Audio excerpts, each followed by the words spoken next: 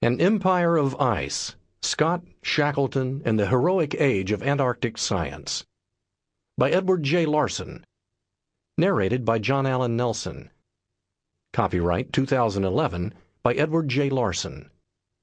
This unabridged audiobook is published by arrangement with Yale University Press and was produced in the year 2011 by Tantor Media Incorporated, which holds the copyright thereto. Preface. When I tell friends that I'm writing a book about the heroic age of Antarctic exploration, they typically respond in one of two ways. Some say how much they admire Ernest Shackleton's leadership style, while others question Robert Scott's tactics in trying to reach the South Pole first. Both responses are telling.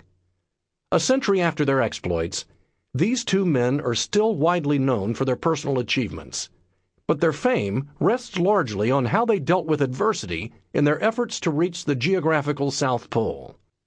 That, most people assume, is why they went to Antarctica. Much else about their expeditions is forgotten. This book is neither a paean to Shackleton's leadership nor a critique of Scott's choices. It is about what was central to British efforts in the Antarctic. In the era before World War I, when Antarctic exploration was largely a British project, that project was largely concerned with science. Scott led 2 expeditions to Antarctica during the first 12 years of the 20th century. Shackleton led 1. Scott's first was part of an international program, also involving German and Swedish teams, to explore the Antarctic that was fundamentally scientific in design and execution, although, of course, it had military, commercial, ideological, and personal motives as well. The ensuing expeditions by Shackleton and Scott followed directly on Scott's first effort and adopted its basic scheme. All 3 British expeditions entered Antarctica through the Ross Sea. They form a logical unit that stand apart from other expeditions of the so-called Heroic Age, including Shackleton's second, both in their organization and in their impact. If the race to the South Pole eventually consumed Scott, it was never at the expense of science.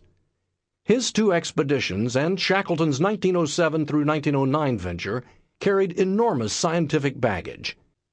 If getting to the pole first was their overriding objective, they went about it the wrong way. If they meant to get to the pole first while doing meaningful science along the way, they did it right. But in doing so, they fatally handicapped themselves in a contest against Roald Amundsen, a polar adventurer of proven ability who cared only about winning the race. Focus empowered him. Scott and Shackleton served many masters, one of which was the British conception of scientific discovery, exploration, and conquest.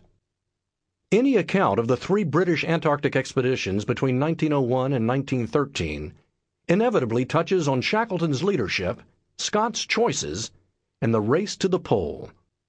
But these expeditions were complex enterprises.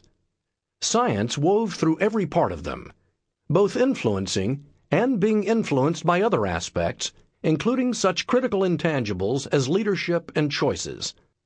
I know of no better way to understand the whole of these expeditions than through the lens of their research. Fortunately, the less told tale of the explorers' scientific activities is often as gripping as the story of their polar quest.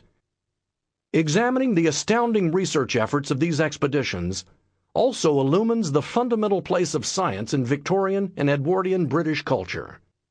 Britain built and sustained its global empire during this period.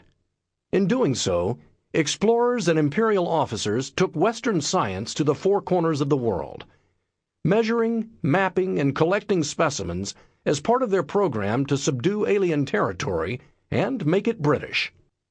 The proud citizen of a nation that had recently cast off foreign rule, Amundsen came from a different tradition than Scott and Shackleton, and had different goals. Empire is not only about the physical conquest of territories. For the British, it was always about scientifically exploring and systematically exploiting them, even as the definition and conception of science itself evolved. In a sense, then, this story is not only about the explorer's science in its various and contested forms, it is also about power and politics culture and commerce, hubris and heroism at the end of the earth. Books about the heroic age of Antarctic exploration could fill a library. They fill a bookcase in mine.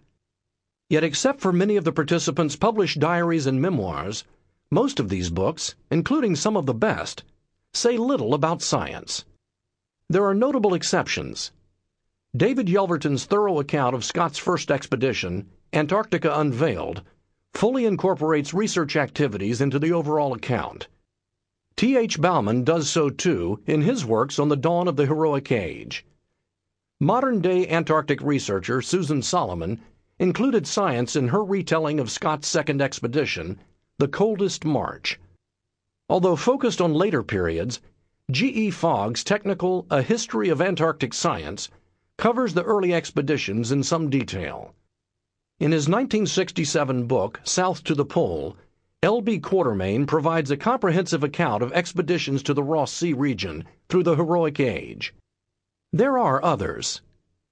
Here, I attempt to place the research work of three well-known expeditions into a broad scientific, cultural, and social context reaching back into the Victorian era and across to other expeditions of the period. The coverage may be less than encyclopedic at times, but everywhere it is more than representative. With numerous scientific disciplines and multiple expeditions coming and going, narrative structure became challenging. A chronological account would leave the reader bouncing between a dozen fields of science without context or closure. Instead, I have layered the narrative by major disciplines: biology, geography, geology, glaciology, meteorology, oceanography, paleontology, and terrestrial magnetism. This structure means that each chapter starts anew, in the 19th century or before, and carries the story of its particular science into the early 20th century or beyond. The chapters are organized to minimize repetition and give some sense of the unity of the whole. Yet that unity was more fundamental than this approach suggests. Oceanography, marine biology, and meteorology so merged in the ecological field studies of these expeditions that I combined them into a single chapter. Geology, glaciology, and physical geography are separated into different chapters largely because of the vast amount of new findings generated by these expeditions. But in fact, those findings drew these fields closer together. By exposing the stark Antarctic environment to scientific analysis for the first time, these expeditions helped to reveal nature's fundamental unity to discipline-divided scientists, and thus lay a foundation for modern concepts of ecology. Scott and Shackleton loom large in some of the resulting chapters. In others, they are eclipsed by such lesser-known figures as Louis Bernacchi, Edgeworth David, Frank Debenham, Hartley Farrar, Douglas Mawson, James Murray, Raymond Priestley, Griffith Taylor, Edward Wilson, and Charles Wright. In these expeditions, many men played key roles. Science involves measurement. For the Antarctic explorers, this mostly meant length, depth, height, weight, area, volume, and temperature. They generally used imperial units: inches, feet, miles, fathoms, leagues, pounds, tons, acres, gallons, and degrees Fahrenheit.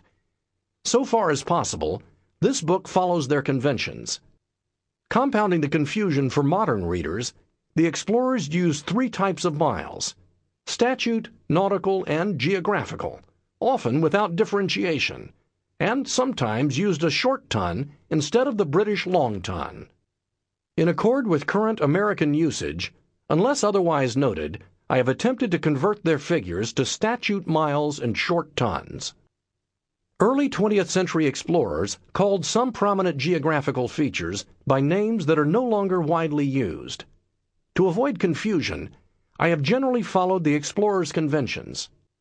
For example, they typically referred to the entire Ross ice shelf as the Great Ice Barrier, a term now generally reserved to the shelf's seaward edge, and hailed the southern continent's defining feature, the East Antarctic Ice Sheet, as simply the Polar Plateau.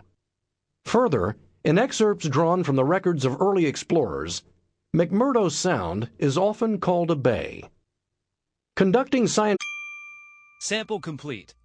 Ready to continue?